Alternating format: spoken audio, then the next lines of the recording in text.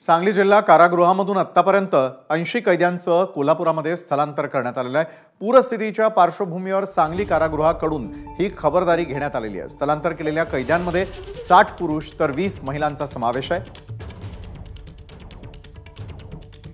आणि याचा आढावा घेतला आमचे प्रतिनिधी कुलदीप माने यांनी।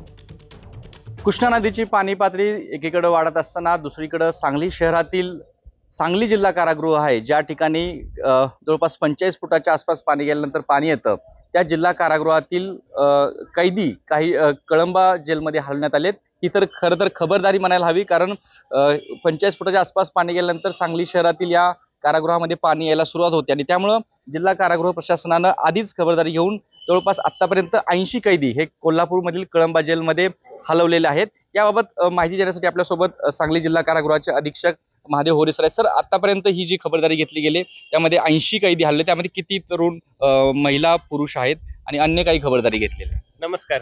आतापर्यंत आपण सुरक्षेचा उपाय म्हणून 80 आरोपींना कळंबा मध्यवर्ती कारागृह येथे हलवण्यात आलेले आहे। त्यामध्ये 20 महिला आरोपी आहेत आणि 60 पुरुष आरोपी आहेत। सध्याही काही आरोपींना कोल्हापूर मध्यवर्ती कारागृह येथे हलवण्याची व्यवस्था सुरू आहे।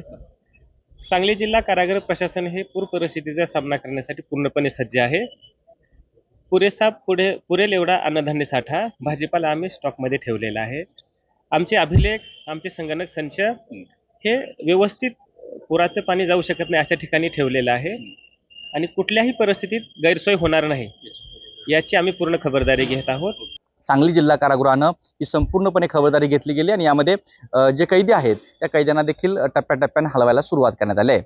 कॅमेरा पर्सन योगेश सोबत कुलदीप माने, एबीपी माझा, सांगली। एबीपी माझा, उघडा डोळे बघा नीट।